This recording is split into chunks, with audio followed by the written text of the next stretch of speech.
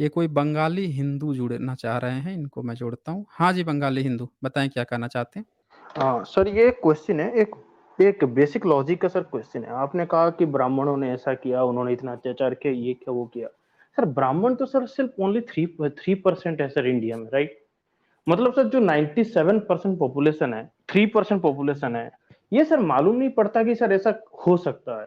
I I mean अब अभी आप कंपेयर करिए कि जैसे मान लीजिए सर उस समय जैसे आप कहते हो कि बौद्ध के समय जब इंडिया बुद्धिस्ट था आपके हिसाब से, तब इंडिया बहुत ज़्यादा एडवांस था, इंडिया के लोग बहुत इंटेलिजेंट।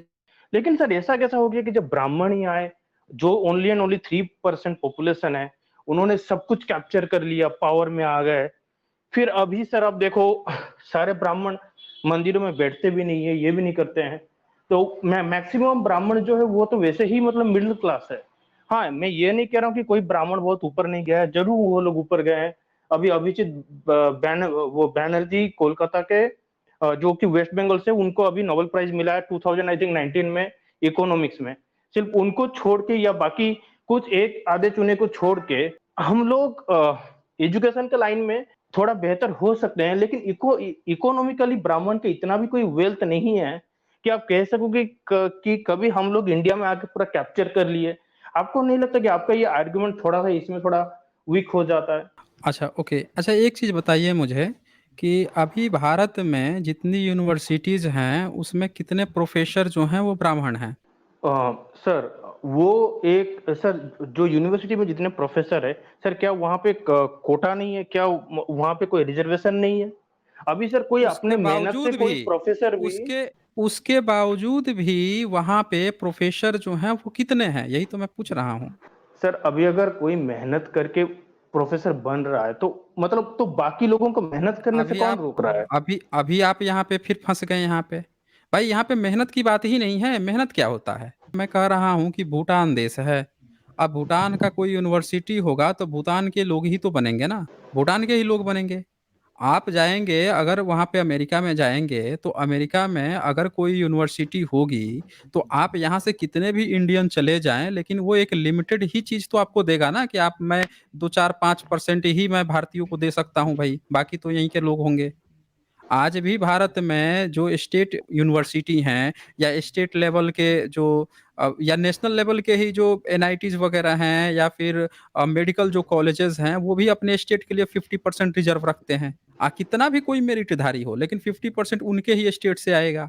तो उसी तरह से जब आप ये मेरिट-फेरिट नहीं होता है कि हमको एग्ज़ाम में लिख के आया है तो हम इसीलिए उसको दे देंगे, ये कुछ नहीं होता है।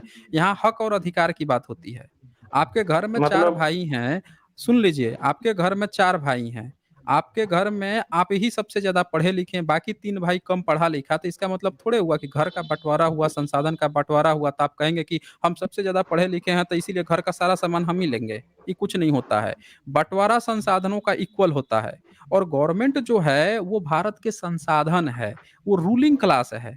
मंत्री में क्या है कि अनपढ़ लोग भी मंत्री बन सकते हैं, क्यों ऐसा नियम बनाया गया? क्योंकि वहाँ पे ये चीज़ माना गया है कि यहाँ का कोई भी व्यक्ति जो प्रतिनिधित्व कर सकता है, भाई उसका हक है कि वो अपने को रिप्रेज़ेंट करे। लोगों के ऊपर है कि लोग उसको मौका दे रहे हैं कि नहीं दे रहे हैं। तो यहाँ संसाधनों की बात हो रही है। अच्छा, संसाधन हर व्यक्ति के तो ऊपर डिपेंड करता है। इसमें उसके कुछ लेना-देना नहीं है कि आप जो है सोच रहे हैं कि हमने सिलेबस बना दिया, इस सिलेबस में हम रट्टा मार लिए, जाके वहाँ लिख के चले आए, इसीलिए सारा चीज़ हमारा कब्ज़ा। ये कुछ नहीं होता है। वहाँ का लोग अच्छा, होंगे, तो तो उनको देना ही पड़ेगा आपको, समझ रहे हैं ना? अब वहाँ के नाइजीरिया में सुनिए, जो सुनिए। पाकिस्तान आपने सुन जो लीजिए, एग्ज़ाम्पल दिया पाकिस्ता एग्ज़ाम्पल दिया तो और सुन लीजिए ना और एग्ज़ाम्पल देख लीजिए। श्रीलंका हो गया, बांग्लादेश हो गया, पाकिस्तान हो गया या कोई और देश हो गया, वहाँ के जो आईएएस ऑफ़िसर होंगे, वो अपने देश में जो टॉप कर रहे होंगे, उसमें से चूज़ किए जाएँगे। तो उसी तरह से भारत में जितने भी जो लोग हैं, उसी तरह से श्रीलंका में भी जो जितने लोग हैं, सब अपने-अपने देश में जिस तरह से चूज़ किए जा रहे हैं, तो भारत में भी अगर इतने तरह की जातियाँ बनी हुई हैं, अपने ही देश में इतना बड़ा-सा देश है, छोटा तो देश है नहीं, बड़ा देश है, तो हर क्षेत्र से चूज़ किए जाएँगे। अगर जाति व्यवस्था है, तो हर जाति से भी चूज़ किए जाएँगे, तब जाके कॉम्बिनेशन खड़ा होगा। ये नहीं है कि एक पार्टिकुलर जाति है, अब वही जाति जो है हर चीज पर कब्जा करके, ये तो अंग्रेजों का राज हो गया। ये आए थे 6000 आके पूरे भारत को कब्जा कर लिए। आप बोल रहे थे ना ये कि कैसे इतने कम यही लोग तो जो बात है, है। अब सुनिए सुनिए, यही मैं जवाब दे दूं आपका। आपने जो प्रश्न पूछा उसका जवाब पहले ले लीजिए। आपने कहा कि इतने कम ब्राह्मण जो हैं कैसे कब्जा कर लिए, तो आपको सही नहीं बैठ रहा था। आप सुनिए ध्यान से इस चीज का जवाब। मैंने एक क्वेश्चन पूछा कि जितने यूनिवर्सिटी हैं कितने प्रोफेसर हैं, तो आप वहां पे फंस गए थे। भाई मैं 98% आप जवाब देने प्रोफेसर जो दीजिए। है, नहीं आपने क्वेश्चन पूछा, अभी मेरा जवाब ही नहीं कंप्लीट हुआ तो आप कहां से बोल लेंगे, पहले मेरा जवाब कंप्लीट होने दीजिए।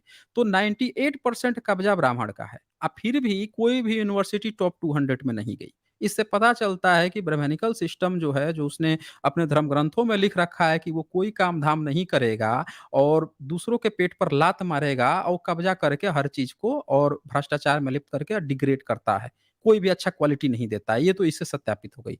दूसरी बात कि जब वो पूरे कब्जा कर लेगा तो उसके अधिकार चलेंगे। ये तो सिर्फ एजुकेशन का हवाला। उसी तरह से आप ब्यूरोक्रेसी देख लीजिए। जितने भी आप पोस्ट देखेंगे सरकार के, जितने भी गवर्नमेंटल नौकरियां हैं, उन सब में आप देखेंगे कि शो कॉल ब्राह्मण और ब्राह्मणवादियों का कब्जा है। ये क्या करते हैं कि ब्राह्मण होगा तो वो दूसरे ब्राह्मण, दूसरे स्टेट के ब्राह्मण से उसका कनेक्शन होगा, रिश्तेदारी ब्राह्मण में करेगा तो हर जगह कनेक्शन होगा, उसको कोई काम कराना होगा तो जहाँ पे जाएगा वहाँ पे पोस्ट में ब्राह्मण बैठा होगा, एक फोन करेगा उसका काम तुरंत हो जाएगा। बाकी जातियां स्ट्रगल करती हैं, बाकी जातियों को धक्के खाने होते हैं, लेकिन ब्राह्मण का कनेक्शन अच्छा होता है क्योंकि हर पोस्ट पे ही ब्राह्मण बैठा हुआ है। ये बात गुलामगिरी में जो ज्योतिराव फूले जी जो हैं, उन्होंने गुलामगिरी में इस चीज को बहुत अच्छे से उल्लेख किया है। पीछे का जो चैप्टर है, 4-5 चैप्टर, उसमें बड़ा अच्छे से डिटेल्स में दिखाया है कि कोई व्यक्ति जब जाता है जज के पास तो जज भी ब्राह्मण, वकील भी ब्राह्मण, और वहां पे जो कोतवाल उतवाल होते हैं जो काम करते हैं वो भी ब्राह्मण। तो सब के सब ब्राह्मण, और जिसके खिलाफ गया है वो भी ब्राह्मण, वो सब आपस में मिल के इसको परेशान कर देते हैं। तो आपका ये ब्राह्मण तंत्र है पूरा का पूरा। अंग्रेज जो थे वो, उनकी संख्या इतनी नहीं थी कि भारतीयों पर शासन कर सके, लेकिन उन्होंने जो मेन पॉइंट्स थे उस पर कब्जा जमा लिया। तो जो मेन पॉइंट पे कब्जा करता है तो वो आसानी से पूरे देश को कब्जा कर सकता है। तो उसी तरह से ब्राह्मण्स जो हैं, जो आप कह रहे थे ना कि इतना कम संख्या ब्राह्मण का है, 6 करोड़, ये कैसे कब्जा कर लिया? इसका कारण ये है कि सारे पोस्ट पे वो बैठा हुआ है, रूलिंग वो कर रहा है, हर चीज पे वो बैठा हुआ है, इसीलिए वो ऐसा कर पा रहा है, ये कारण है। और जो मिडिल क्लास की आप बात कर रहे थे, ये थे वो थे, तो अरे भाई सरकार जो है 6 करोड़ सरकारी नौकरी थोड़े ही है। 6 करोड़ सरकारी नौकरी नहीं है कि हर पोस्ट पे वही बैठा रहेगा। तो ये बात है। जितनी भी पोस्ट है उसमें मैक्सिमम पोस्ट को, वो तो कहिए कि रिजर्वेशन आ गया, जबरदस्ती जो है ओबीसी का जब रिजर्वेशन आया तो अलग से वैकेंसी बनाई गई, उसमें से नहीं काटी गई। ब्राह्मण का जो न्यायालय है उसने क्या कहा कि पहले से जो रिजर्वेशन हमारे ब्राह्मण लोग ले रहे हैं, हम उसमें कोई भी एक फूटी कौड़ी इसमें से ओबीसी को नहीं देंगे। ये गवर्नमेंट आपने दिया है तो आप अलग से और वैकेंसी जनरेट कीजिए, अलग से और सीट बढ़ा दीजिए ताकि ओबीसी के लोगों को वहां पे हम भेज सकें। तो ये हुआ था। ओबीसी की नौकरी ब्राह्मण ने एक रत्ती भर भी अपने में से नहीं दी, अलग से सारी वैकेंसी बनाई गई थी। ये हाल है आपका। और आप लोग यहाँ पे आके बताते हो कि इतना कम ब्राह्मण, अरे भाई सारे पोस्ट छोड़ दीजिए ना। उसी तरह से ब्राह्मण भी अपना 3 साढ़े 3% ले ले, मुद्दा सॉल्व हो जाएगा। और फिर हम देखेंगे कि कैसे जो है आपका हो रहा है कि नहीं हो रहा है, कब्जा किया है कि नहीं किया है, उस पर चर्चा कर लेंगे। अब बोलिए। हाँ, तो इसको, ये जो आपका जो आर्गुमेंट है, आपका ये आर्गुमेंट है कि हुँ, मैं एक-एक करके आर्गुमेंट में जाऊँगा, ठीक है? हुँ, आपने कहा हुँ, कि 98% यूनिवर्सिटीज़ में ब्राह्मणों का कब्जा है, इसीलिए सब खराब हो गया, कोई भी नंबर 1 नहीं है, कोई भी टॉप 200 में नहीं आता है। अच्छा, जो बाकी जो 2% है, वो ज़रूर आते होंगे ना 1 टू 200 वर्ल्ड में, आते ही होंगे, क्योंकि वो तो भाई ब्राह्मण के अंदर नहीं आता है, आते ही होंगे, वो वर्ल्ड का बेस्ट यूनिवर्सिटी ही होंगे, राइट? दूसरी बात ये है कि आपने कहा कि एक घर में 4 अगर भाई है, कोई अगर बहुत ज़्यादा पढ़ा-लिखा है, तो ये मानना नहीं है कि उसको ज़्यादा ज़मीन मिलेगी। ज़मीन उसके पापा की है, ठीक है? लेकिन अगर अगर मैं यही एग्ज़ाम्पल एक स्कूल में मैं अगर मतलब कि बोलता हूँ कि कोई बच्चा बहुत मेहनत करके, बहुत पढ़ के आता है, तो उसको ज़्यादा मार्क मिलने चाहिए कि उसको उतना ही मार्क मिलना चाहिए जितना हर किसी को मतलब कि मिलना चाहिए, जो कम पढ़ा है, जो नहीं पढ़ा है। बात ये है कि मेहनत का अपना दाम होता है। हाँ, फिर आपका एक और वो जो आर्गुमेंट था, इंडिया इतना बड़ा है, बहुत सारे जातियाँ हैं, इसीलिए सबको वो अपॉर्च्युनिटी देनी चाहिए। ठीक है भाई, कोई प्रॉब्लम नहीं है। लेकिन फिर आप कहते हो कि जातिवाद भी नहीं होनी चाहिए। जाति के हिसाब से फैसिलिटीज भी चाहिए, लेकिन जातिवाद भी नहीं होनी चाहिए। ये तो दोनों एक साथ नहीं हो सकती है। या तो अगर अच्छा, आप जाति अच्छा। ले लो, नहीं, नहीं, हुँ। बात कंप्लीट करने दीजिए जातिवाद ना। भी आप करेंगे? आप जातिवाद भी करेंगे? 1 मिनट, आपका ही पॉइंट हुँ, मैं हुँ। मतलब बता रहा हूँ। आपने कहा कि नहीं, अब पूरे मेरा इंडिया पॉइंट में इतने हाँ। सारे, हुँ, हुँ। अरे देखो, सुन लिया, आपका पूरे तीनों आर्गुमेंट सुन लिया, अब उसमें कोई एक्सप्लेनेशन नहीं चाहिए। आप बात इस पर कंप्लीट कर देता हूँ। सबसे पहले तो आपने जो बात कही कि जो 2% होंगे वो टॉप में आते होंगे, आपने शायद मेरा पॉइंट सही से नहीं सुना था और इसी कारण से आप कन्फ्यूज़ हो गए थे। तो मैंने ये डेटा खोल दिया है, ये नेचर पत्रिका है और नेचर का जो रिसर्च पेपर है वो है। ये वर्ल्ड की टॉप में आती है, जो रिसर्च पेपर है। इसका ये डेटा है और ये लेटेस्ट डेटा है। इसमें दिखा है कि टॉप रैंक्ड आईआईटीज़ का उनका भी दिखाया गया है और नेशनल वाइज़ जो फिगर है वो भी दिखाया गया है। इसमें दिखाया गया है कि जो जनरल कैटेगरी है, तो उस जनरल कैटेगरी में इसने दिखाया है कि जो प्रोफ़ेसर का पोस्ट है, उस पे दिखाया है कि 100 और इसके नज़दीक 98 सबसे नीचे वाला आप देख लीजिए। 98% जो प्रोफ़ेसर का पोस्ट है, वो जनरल वर्ग से कब्ज़ा कर रखा है। जो सो कॉल्ड अपने को सबसे टॉपर मानते हैं कि हम जो है सबसे ज़्यादा वो हैं। तो किसी भी यूनिवर्सिटी में जब 98% प्रोफ़ेसर हो जाएगा, तो ये जो 2% बचा इसमें से ओबीसी, एससी, एसटी आएगा। अब एक किसी यूनिवर्सिटी में मान लेते हैं कि 10 सीट है, तो 10 सीट में से 98% यानी ऑलमोस्ट दसों सीट अगर ब्राह्मण कब्ज़ा कर लिया या फिर हम कह रहे हैं कि कहीं पे 100 सीट है, 100 में से सिर्फ़ 2 लोग जो हैं एससी, एसटी या ओबीसी के तीनों में से सिर्फ़ 2 लोग आएँगे या 98% कब्ज़ा है, तो वो यूनिवर्सिटी कैसे टॉप में जाएगी? आप मेरी बात को समझ नहीं पाए थे, आप कह रहे हैं कि वो 2% तो जानी अरे वो कैसे जाएगी? वो तो उस यूनिवर्सिटी के अंदर है ना। उस पूरे यूनिवर्सिटी में यहाँ पे पूरा मैंने लिस्ट यहाँ पे लगा दिया है कि और ये मैं उन कॉलेजेस की बात कर रहा हूँ, यूनिवर्सिटीज़ की बात कर रहा हूँ, जो टॉप रैंक्ड आईआईटीज़ की हैं। नेशनल वाइड फिगर है, ये मैंने दिखाया है यहाँ पे। ये देख सकते हैं सबसे नीचे वाला लाइन जो है, ये जनरल का दिखाया गया है कि कैसे ये 100 के करीब यहाँ पे प्रोफ़ेसर कब्ज़ा किया है। वहीं दलित लिखा हुआ है, एससी, एसटी को इसने दलित लिखा है और इसमें दिखाया है कि जो प्रोफ़ेसर सबसे नीचे वाला जो आंकड़ा है, ये सिर्फ़ यहाँ पे आप देख सकते हैं साफ-साफ 1% है। 3 दिखाया ना 1% से भी कम है, पॉइंट में है ये। ये यहाँ पे आप डेटा साफ-साफ देख सकते हैं। आदिवासी, दलित, ओबीसी। ओबीसी में प्रोफ़ेसर जो है ये देख लीजिए, बिल्कुल गायब-सा है। तो ये आंकड़ा है, इतना कब्ज़ा करने के बाद से आप लोगों ने कोई देश को क्वालिटी नहीं दिया है। और आप क्या कह रहे हैं कि आप जो है जाति के नाम पर आपको रिज़र्वेशन भी चाहिए और आपको जो है जातिवाद भी नहीं चाहिए। अरे भाई, जाति के नाम पर इसलिए चाहिए क्योंकि यहाँ पे जो बीमारी आपने जातिवाद आपने फैलाया ना। मनुस्मृति जा में आपने पूरे जातियों का नाम लिखा है। एक-एक जाति कैसे पैदा हुई वो भी आपने पैदा किया है, उसका भी आपने सबूत दिया है।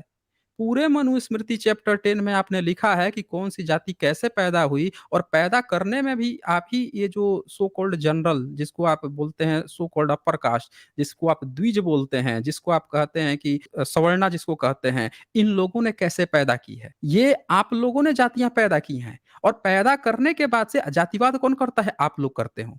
आज तक एक एससी, एसटी, ओबीसी आपके यहाँ नहीं गया कि ब्राह्मण की बहू बेटी को उठा के लेके जाना है। किसी ने नहीं किया। किसी ने नहीं कहा, किसी एससी, एसटी, ओबीसी ने नहीं कहा कि ब्राह्मणों के घर की जो महिलाएँ हैं, उनका भाई जो है हम उनको कमर से ऊपर कपड़ा नहीं पहनने देंगे। लेकिन आपका टी जो माधव था वहाँ का, केरल का, उसने ये पैगाम फैलाया था। उसने क्या किया वहाँ पे ये नियम बना दिया था कि कोई भी महिला जो है वो कपड़े नहीं पहनेगी। ये देख लीजिए मैं आपको दिखा देता हूँ ये, इसका भी सबूत दिखा देता हूँ। नहीं, ये सबूत की आपका ज़रूरत नहीं है। 18 वो तो 1858 1858 ज़रा एक बार पढ़िए ये हाँ, क्या लिखा हुआ है? हाँ, 1858 बत बता रहा हूँ। पढ़िए, पहले नहीं तो एक आप बार मुझे पढ़िए कंप्लीट तो क्या किया नहीं। सुनिए, नहीं सुनिए, मेरी कंप्लीट बात तो सुनिए, कंप्लीट कर ठीक है रहे ना? हैं ना? ठीक है। कंप्लीट तो नहीं कर वो दिया। अरे कंप्लीट कर दिया। आप एक बार इसको पढ़िए ना वो ताकि कंप्लीट हो जाए कि आप लोगों ने किया क्या है समाज के लिए। आप लोग किसी भी भारत का एससी, एसटी वर्ग जिसका आपने ये सारा चीज़ छीन तो रखा ही रखा है छीनने के बाद से आप क्या जातिवाद करते हो? यहाँ पे लिखा है 1858 पढ़िए ना ये क्या लिखा हुआ है?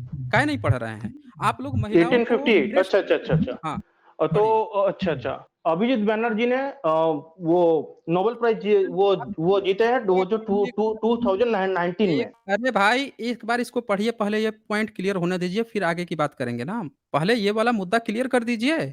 आप ब्राह्मण बोल रहे थे ना कि जातिवाद नहीं चाहिए, आपका ये जातिवाद चाहिए समाज को? आप कह रहे हो, आप मैंने जो है आपका पॉइंट किसी को मैं को काउंटर कर रहा था मैं। तो आप काउंटर तो पूरी मान बात लीजिए सुनोगे कि नहीं, पहले जब नहीं आप फँस काउंटर आप फँस रहे हैं प्रॉब्लम यहाँ पे। होता है। आप जो है अगर मेरी बात नहीं सुनेंगे, जो डिबेट चल रहा है उसको नहीं सुनेंगे तो फिर यहाँ पे टिक नहीं पाएँगे। ऐसा थोड़ा ही होता है कि आप जाके 99 कौन-सा नोबेल प्राइज़ की यहाँ बात चल रही है। जो मुद्दा चल रहा है उसी पर बात होगी। आपने कहा कि आपको जातिवाद भी नहीं चाहिए।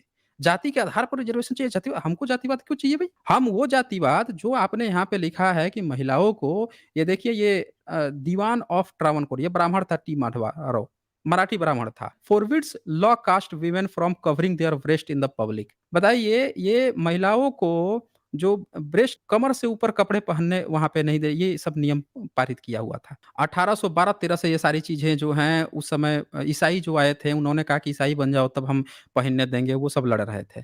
तो ये चीज़ें यहाँ पे चल रही हैं और ये बोल रहा है कि जातिवाद आपको नहीं चाहिए, अरे ऐसा जातिवाद चाहिए। शर्म तक नहीं आती, एक ब्राह्मण को शर्म नहीं आती है कि आके वो ये बात को स्वीकार कर सके कि भाई आप जो है कैसे महिलाओं को ब्रेस्ट और कौन-सी महिलाओं को? किसी एससी, एसटी, ओबीसी ने ब्राह्मण की महिलाओं को कहा है?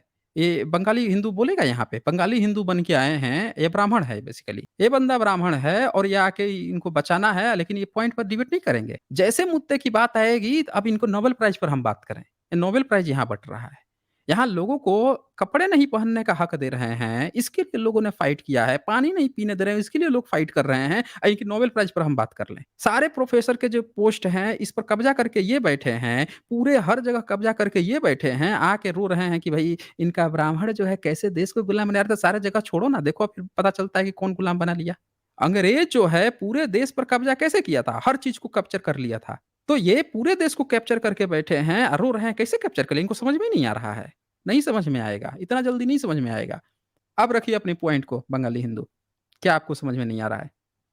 हाँ, वही चीज़ आपने रिपीट किया। मैंने आपको ये बोला कि वही आपने चीज़ एक नहीं पॉइंट किया। बोला कि इंडिया में हुँ, कंप्लीट कंप्लीट हुँ। करने दो।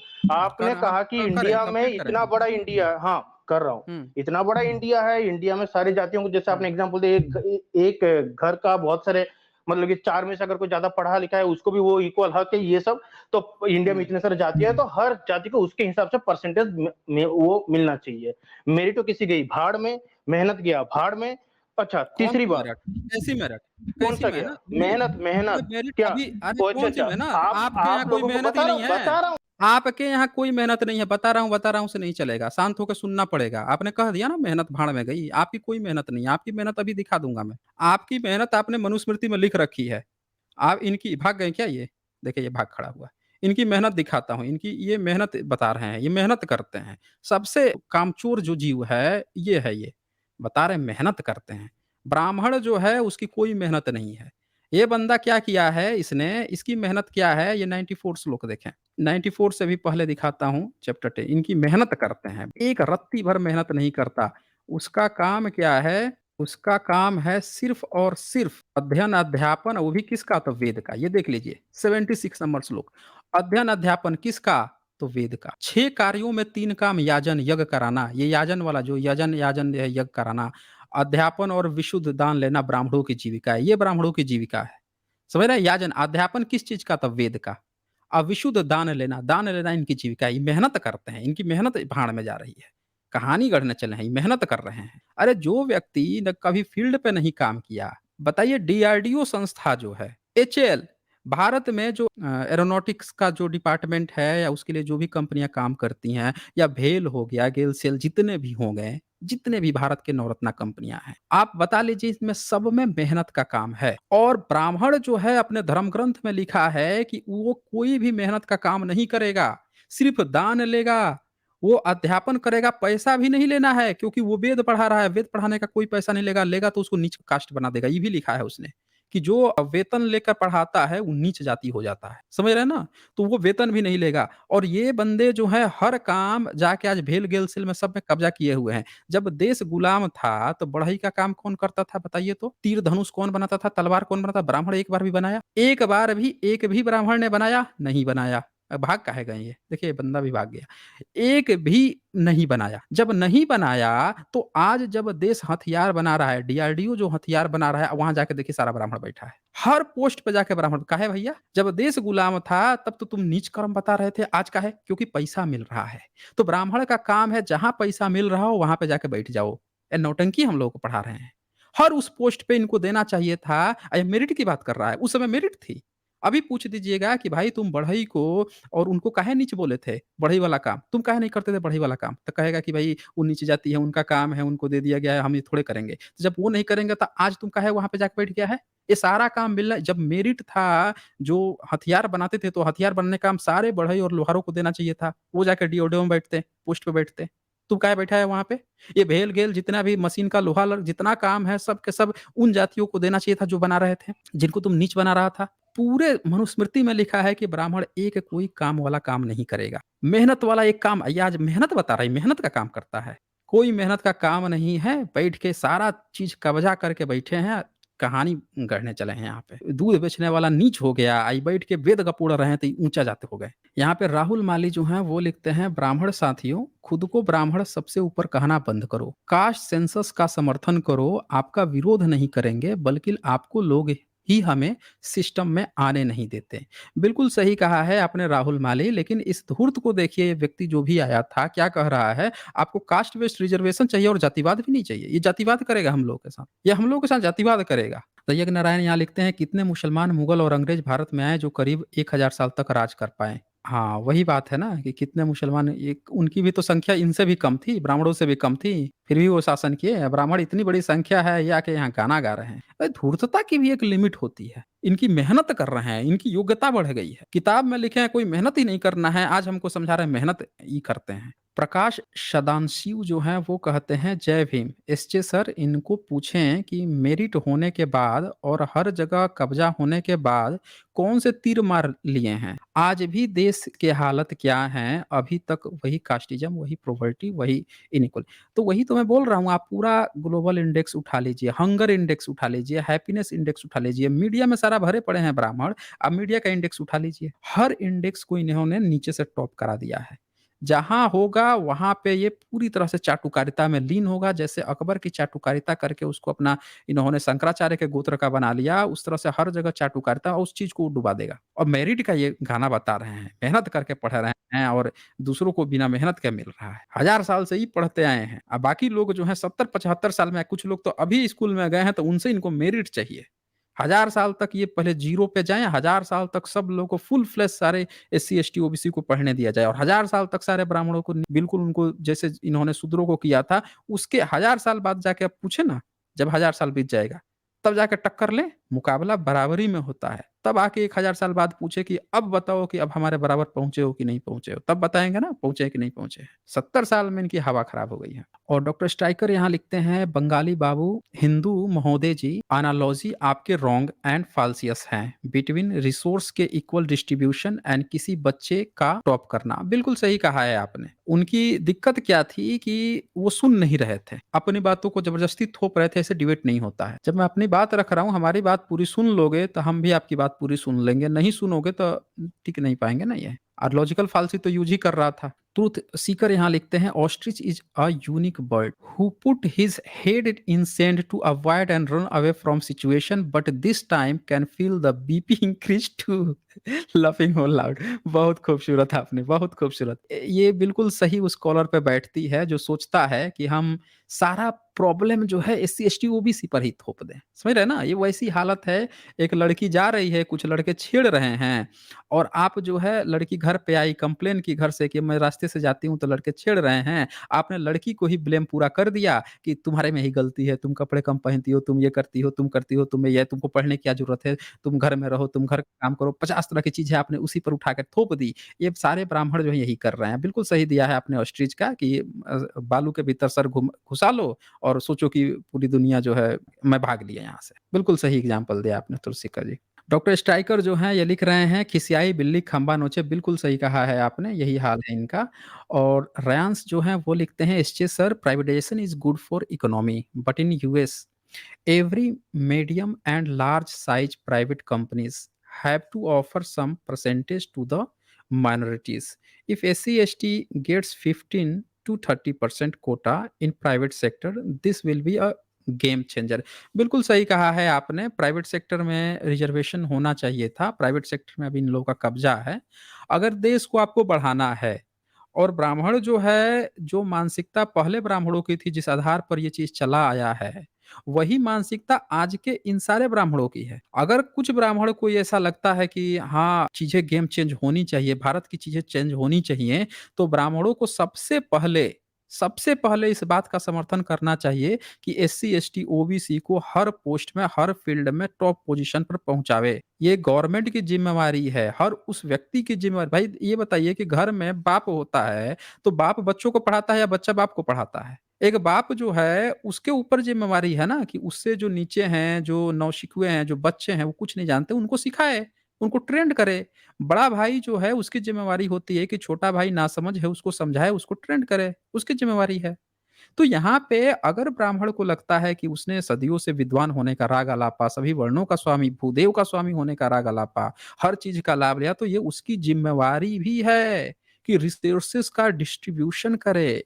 पूरे एससी, एसटी, ओबीसी में जब हर पोस्ट पे बैठा है, ईमानदारी से सारे चीज़ों का डिस्ट्रीब्यूशन करे, ना कि ब्राह्मण-ब्राह्मण खेले। जैसे यहाँ कॉलर आके सिर्फ ब्राह्मण-ब्राह्मण खेल रहे हैं। हम ब्राह्मण, ऐसे नहीं चलेगा।